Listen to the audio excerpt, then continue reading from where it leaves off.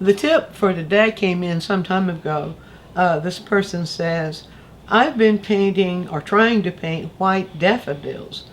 Do you have a tip on how to read whites? I'm really struggling with the color. Yes, and it's going to surprise you.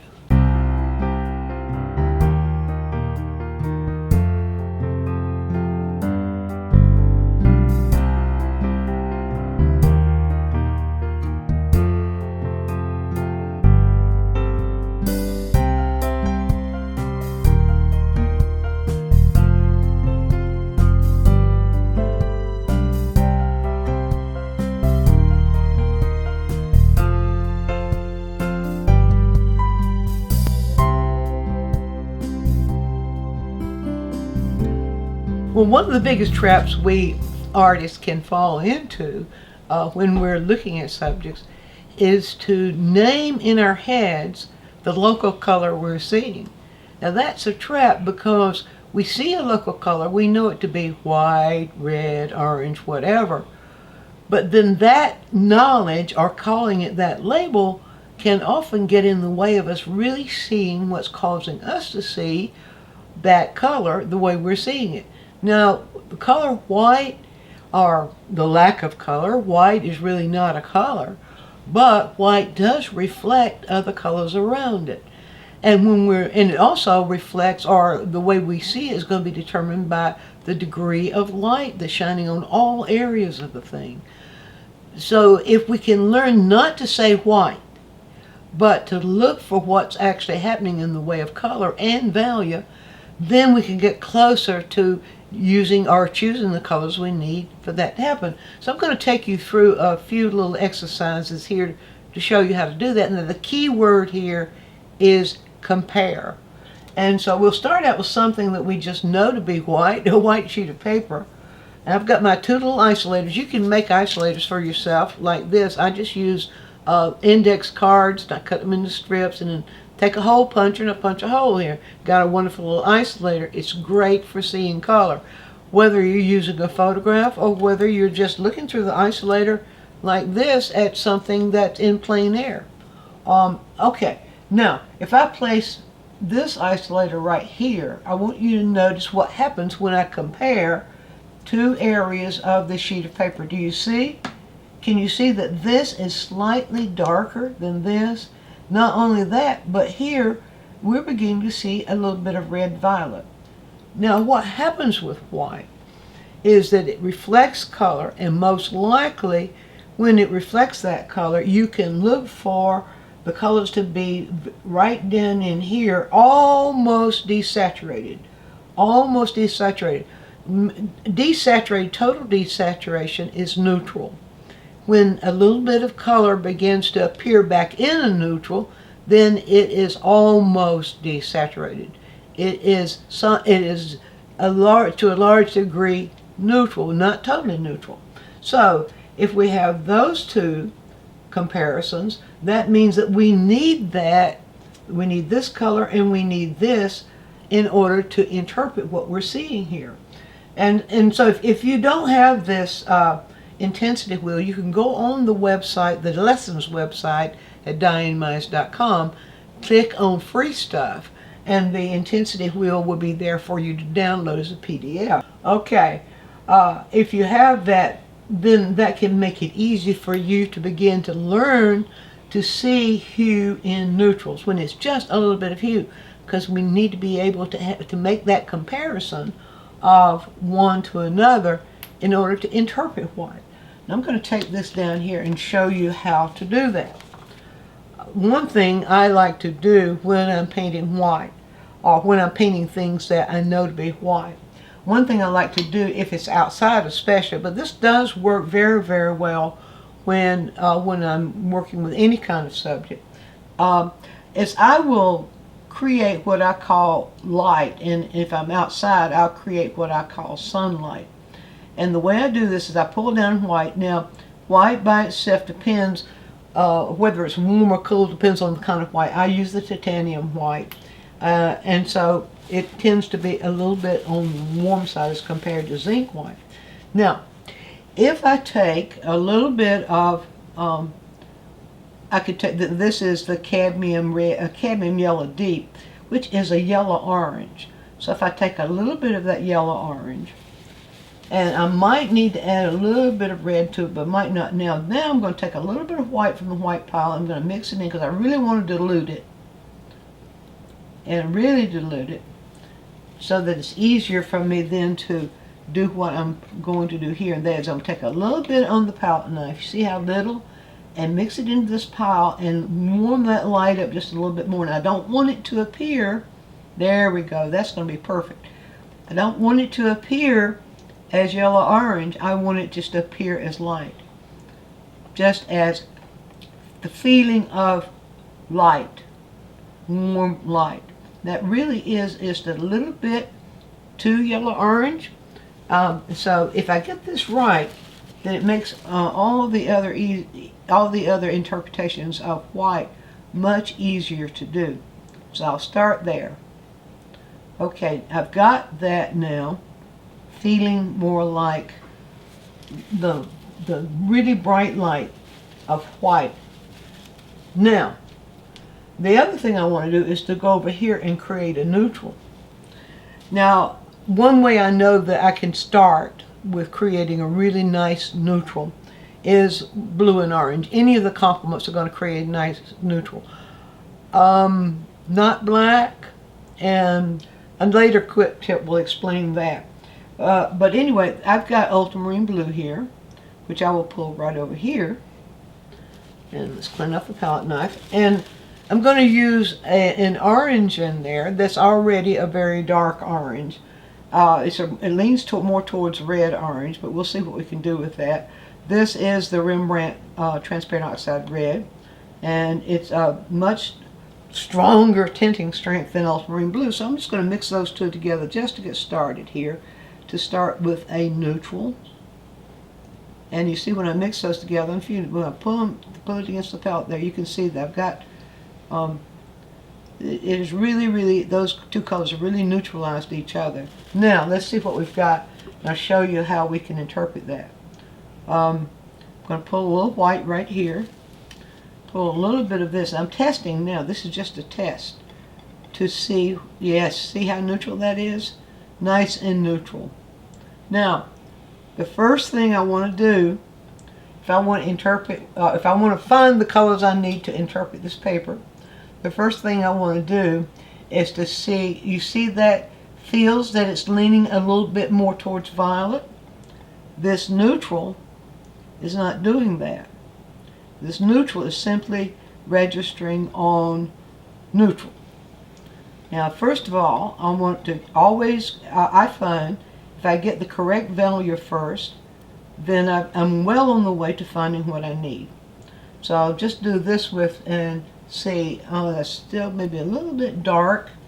So let me go back and add a little bit more white back into that. Just put it right in here.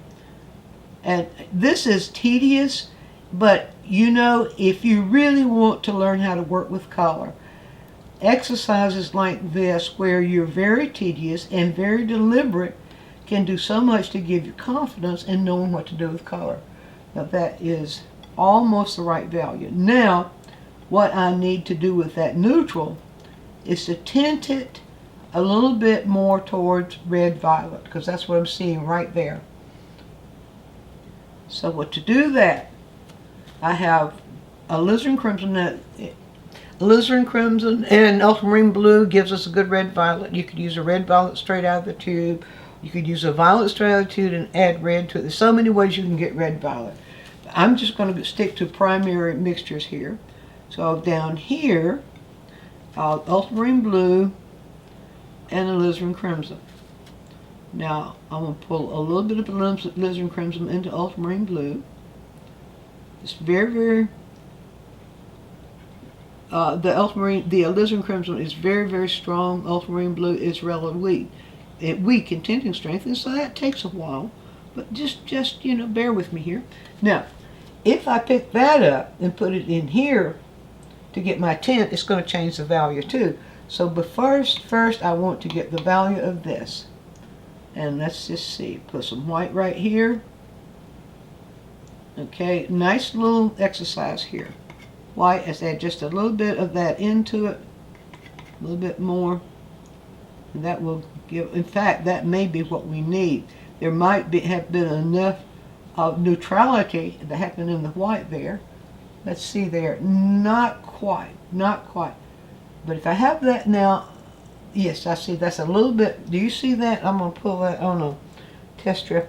Folks have said that they can see it easier when I put it on a test strip than when I use the back of my knife. See, just use a little test strip there. You see that, well, it's a little bit dark, but it really is got too much of the red violet in it. So what we'll do now that we've got this, we'll pull this down, just enough of this neutral at that value, and change the neutrality. We can change the neutrality by adding a neutral in, or we can change the neutrality, if we want to change it, get it more saturated, we would get the more saturated color. I bet you I have it right there. Let's just see if I do. So I'll just do this, and let's see, how close did I get? Very, very close. Now you see almost value. It's a little bit light and it's a little bit dark in value. Okay, I've got that and I've got this. Let me show you how those two mix together. So I'll get my brush here and I'll pick up the red violet first. This is a neutralized red violet, and just put this right here. And you can see the contrast when you compare this mixture with the white of the canvas.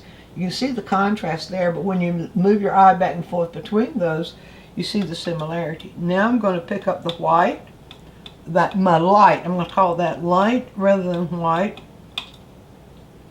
Had to rinse out the brush first. I'm going to pick up the light, and I'll put the light here. Now when I compare those, do you see? I'm going to mix them now, and you can see that when I mix them together, you see how they can give me a gradation. There we go, like that. Would give me the gradation. It's very much akin to what we see here. In fact, this is really brighter right in here. It's really closer to what we see up here. But you can see that you can interpret white paper. You can interpret white surfaces that are flat by using just two values, not just one, not just the white itself.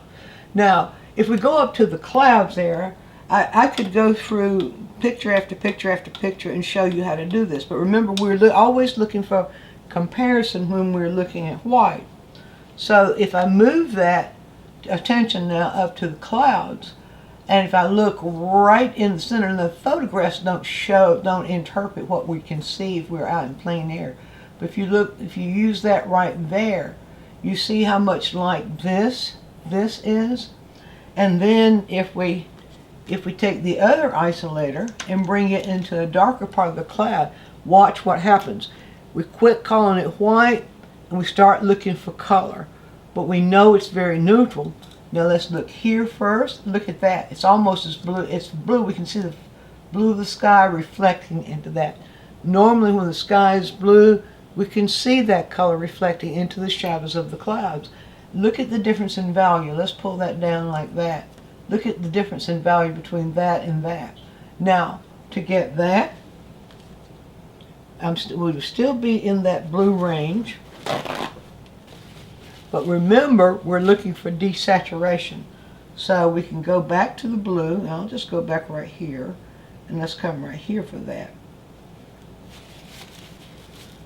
And now, first of all, I want to get the value of this. So I want the ultramarine blue to be the value of what I'm looking at. And if I hold that there, it's very close. Okay, let's put just a little bit more white in there. So the point I'm making here about reading white or reading any color is these kinds of exercises where you're comparing one area of color against another, and you know what to do in order to achieve or what you're looking at. When you can do that just by taking, first of all, reading. It's very easy to read when you don't call it gray or you don't call it white. Well, just look at it, and if you don't have any other way of reading, then use a color wheel. like this and just hold the color wheel next to it. See how that just blue pulls you to it? Even blue violet, you can see that. Either one of those would do. Well, I want to continue this here, and I don't want to extend this quick tip really, really long because I'd like you not to be tired when you finish watching this. I'd like you to be able just to go to your studio. Look at that. That's very close right there.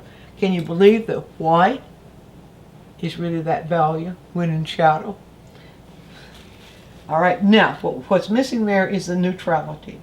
And so what I can do it one of two ways. I can either go up for this neutral and get it the same value as this. Let's just pull it down here. Get a little bit darker. If you don't have your two mixtures the same value, the value is going to change, and it's going to be confusing. That's pretty close. Now I'm going to gradually pull a little bit of this into the neutral, and let's see what we get. It's almost blended with my, see how very, very close that is? Let's see, maybe now, maybe we can see now where we just adjust it just a little bit. Let's pull this just a little bit, I'll just pull this on my little test strip there, and let's see how close are we. You can see it needs just a tiny bit more red in it. So I can just do this. Most people would get rid of it in a hurry. They grab this and throw it in here. The value would change. The whole thing will screw up. Let's just add it in here. Add a little bit more red in here. So every color that is mixed into another color is going to change it. And our task as painters is to test what's going to happen when we make that change. Okay, so let's put this on the end and see how close have I got. Did I change it at all? Not quite enough. So let's put a little bit more of this red into it and watch it change towards what we're actually seeing. Let's try this edge right here. It's always better when you're using this test strip method to use the edges so that you can actually see what you've got. Actually, I changed it too much. Actually, it's closer to this right here. And I got the value a little bit too light. I was busy telling you not to do, and what did I do?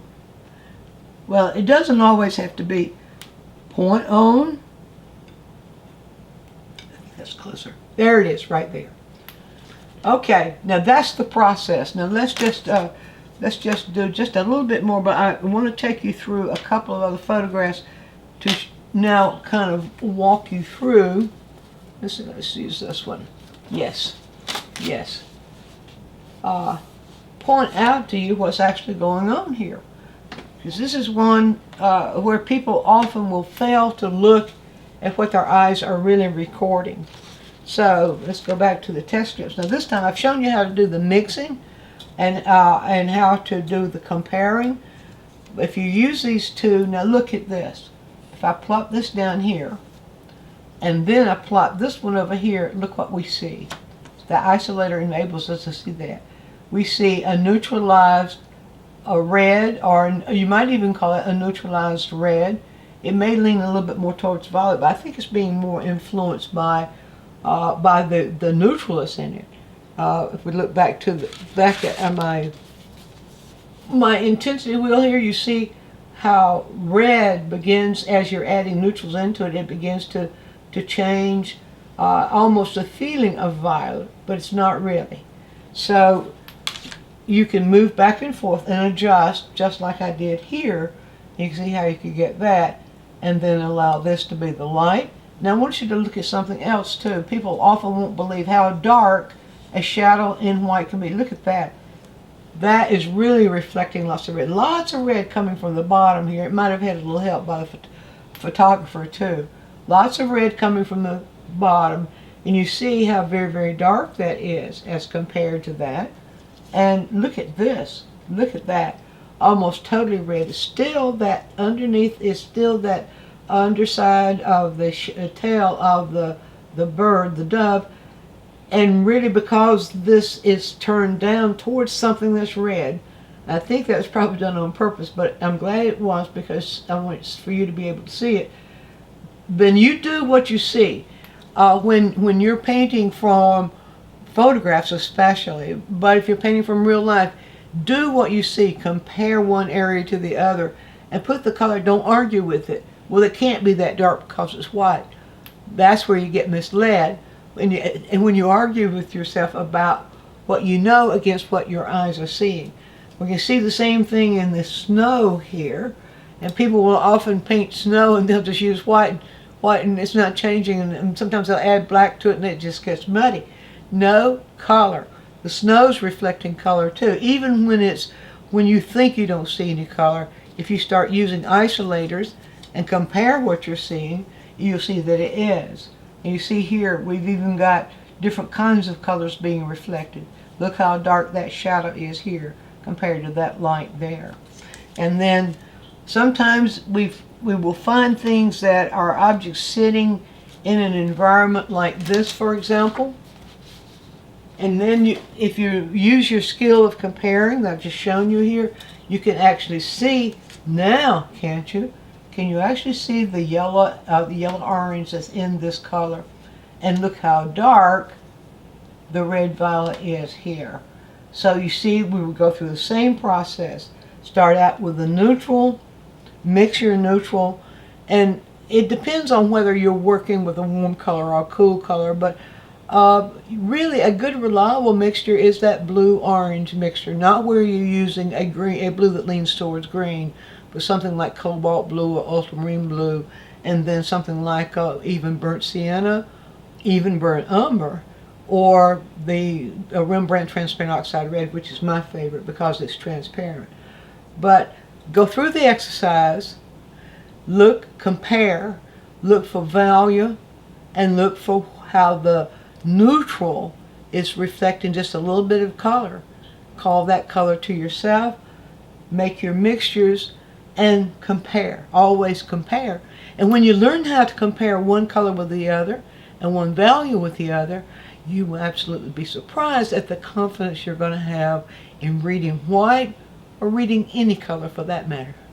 Be sure to view all of our quick tips. And while you're doing so, subscribe to the channel, click on the bell so you'll always get a notice when we produce a new quick tip, which is every week. And if you have a question, leave it in the comments section and we'll make a quick tip for you. Also, take a trip over to DianneMize.com where I have full-length lessons, downloads, DVDs, lots of other stuff there, some free stuff for you. And while you're there, you can subscribe to the newsletter, and that way you'll always be informed every time we do something new.